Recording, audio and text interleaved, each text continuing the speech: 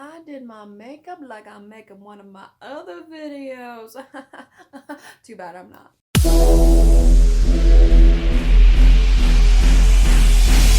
Hello everyone. Noelle Cypress here, and yes, I am in a new place, as the title suggests. You're probably wondering where I've been and why I haven't updated in 3 months. If you haven't been following my social media, that is. I moved. For the last 3 months, Corbin D and I have been going through the magical experience that is purchasing a home. And by magical, I mean definitely the most stressful thing I've ever gone through in my life. Except for my divorce. But, you know, we're not gonna go there. But yes, I bought a house with Corbin D, and we've been in it for about a month now. Well, let's see.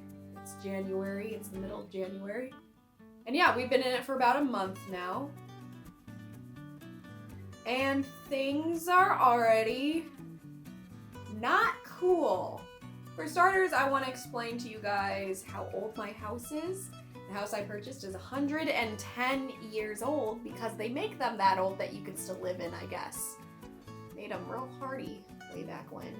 So Corbin D and I just got our happy butts and we're like, we're in love with it! And moved all our things in. I painted a room pink, and here we are. It didn't take very long for us to realize that something was kind of off about the house, but it was too late. All the papers were signed, and now we're like hundreds and thousands of dollars in debt in order to keep this thing, so we're stuck whether we like it or not.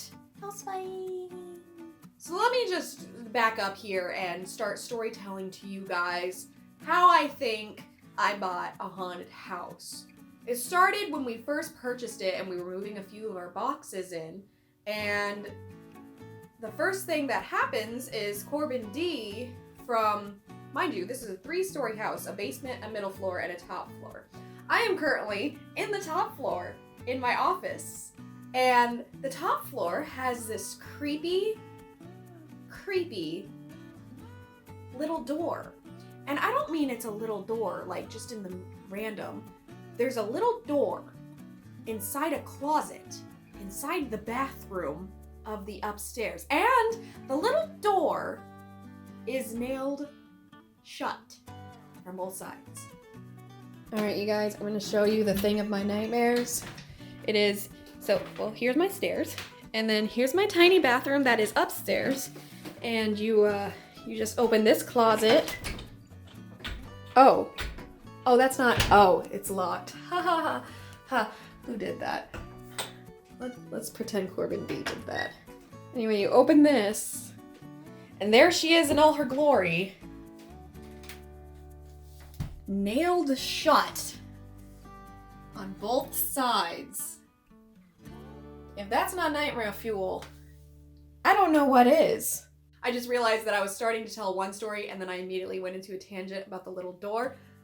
But the little door is important and creepy. I didn't see this little door until after we had purchased the house. Yes, I looked at this house and for some reason, I just never noticed this teeny tiny door of nightmares.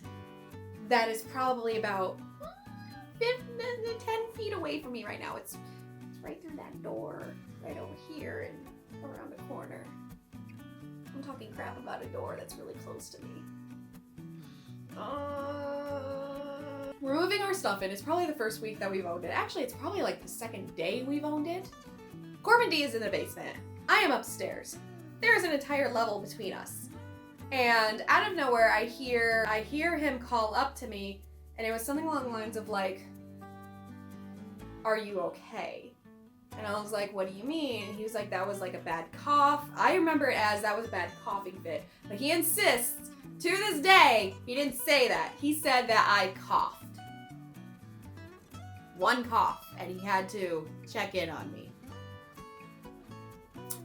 And I was like, I wasn't coughing. And he's like, "I heard you coughing." And I was like, no, I wasn't coughing. So, you know, that was a little weird, but we dismiss it. We don't think like ghosts immediately and go about our days of putting stuff away. Not even 20 minutes later, he calls up again, few floors between each other. He calls up, "What's so funny?" And I was like, "What do you mean?" And he was like, "I heard you laughing." only I wasn't laughing. But of course he had to immediately dismiss this as it's our ice machine. Because ice machines laugh. I just, every time I purchase a new fridge, I gotta make sure that my ice machine has a haughty laughter. Oh, no. So that was the first time of me being like, that's a little weird. And then I found the tiny door, and that's when things just started spiraling. Because I found the tiny door after all of this. A few weeks go by, and there were some kids over at my house. And according to all the kids, they kept on hearing someone call out to them. And they would turn to the adults in the room and be like, hey, did you hear that? My mom, my dad was calling for me. And the adults would be like, no, we're the only ones in this room. That's a little weird, but of course Corbin D has to debunk that with, kids just want attention, okay? Okay, sure. But then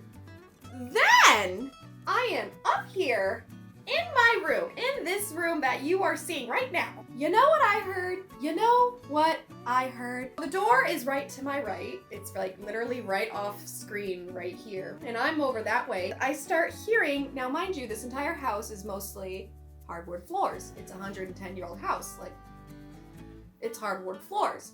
So I hear the following. I hope you guys can hear that. If you can't hear that, that is the sound of socks shuffling against hardwood floor. At first I think it's people messing with me, so I was like, okay, what do you want? Because I have people over at my house. And what do I hear more? But the sound, like, it sounds like this, but you know, it sounded like, I hear that again. And I was like, what do you want? Third time of just that sound. And I was like, that's weird. So I shout out to Corbin D, hey babe! And then I hear, shh. Oh fuck no! So I yell louder, babe! And I hear even louder, shh. So by then I'm literally like, I hear Corbin. What? All annoyed as if like my fear is an inconvenience to him. So I'm like, come here! And he comes up like, what? I'm making him sound like such a douche. He's not. And I tell him what I heard, and he's like, it's the ice machine. And I'm like, the ice machine doesn't go shh and get louder the more you scream. Because the more I screamed, the louder it got. And he's like, oh, come on, it's nothing. And he turns around and walks away, and I'm like, so I took this moment, and I said, ghosts, we can live in harmony, just don't freak me out, please. And then it was actually quiet for like 2 weeks, until I've taken up ukulele. One of the best houses with acoustics is our bathroom. I'm sitting in our shower playing ukulele, and I hear a plastic bag rustle. Yes, I have stuff so close by because I'm not done unpacking that I could just grab that. And I look over just in time to see a plastic bag just fall forward. Just go from here and fall. I start posting on my normal social media, okay, so my house is haunted, that's great. I take a nap, I wake up, and there's smudging wands on my porch.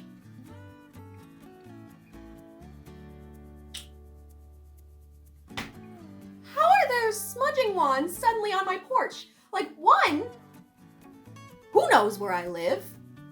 Two, can ghosts buy smudging wands? I gotta know. Do they got like a little ghosty like credit card? Only like their hands go through it? Can they just possess the credit machine and it pays?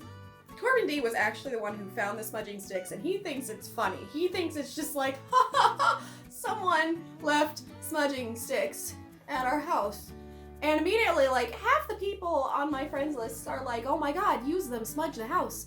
And then the ones who know better are like, do you know how to do a smudging ritual? No. No, I don't. Well, do you want to piss them off? No. No, I don't. Then don't use the smudging wands. Cool. Cool, cool, cool. Finally, after like a half hour freaking out, thinking like a ghost had somehow like Amazon Primed smudging sticks to my porch, one of our friends that had helped us move admitted that she and two other friends had snuck the smudging sticks over and just forgot to tell me. Not only that, forgot to like knock on the door and say hello, because I was right by the door just taking a nap on my couch. So everyone had a good laugh on that. Yes, this part doesn't really prove anything about ghostery, but it doesn't end there. I'm starting to have a theory that this entity is not a fan of Corbin D because he has now woken up with a random scratch on his neck. He insists that it's from his razor, though it is a very clear one line here down. Like, we don't have pets, we don't have like a cat, or he hasn't been wearing high neck things that just show a single scratch here. Now, razors, they like, when they nick you, it's not really a long line. It's just, you know, a little nick. And here is a picture of an annoyed Corbin D, showing off the scratch because I'm insisting that it is paranormal. And then here's a close-up of the scratch. Demonic in nature? Only time will tell. At this point, I'm already ranting and raving that I'm gonna make a video about this and tell everyone how my house is haunted. Granted, I've only had one experience, and the person who's having all the experiences is the non-believer, which makes me believe that it's more of a chance that there's ghosts in my house. Anyway, to further my theory that it's not a fan of Corbin D, we do have these two books. They are romantic novels that have Corbin D's name on them. Like, the title is Corbin D's name, and then like another noun. I'm not gonna say the exact book name because of obvious reasons. But anyway, so just Corbin D's D. At this new house, I put them on display on our bookshelf. Well, not even 2 days ago, Corbin D had said that while we were in the living room, mind you, I'm like nose deep in my phone because that's how I miss everything. He said that the book, one of the books just randomly fell off the shelf. There's not really any rough air that could have just pushed a book down that's been standing for weeks. But this is yet another sign, in my opinion, that it is not a fan of Corbin D. I think it's because he's a non-believer and I've already been like, hi, let's be friends, and that's it. Like, just don't mess with me, thank you. Anyway, guys, that is my update for now on I bought a haunted house. Like this video if you are liking this kind of content from me. I really do want to make more story times. This is kind of a not plotted story time because I'm just telling you random incidences, and I did this unscripted because I haven't made YouTubes in a while. By the way, I changed my hair up semi-halfway. It's actually like not halfway because I did the part like over here because I still want the tip look, but I just want to be able to take care of my hair easier. So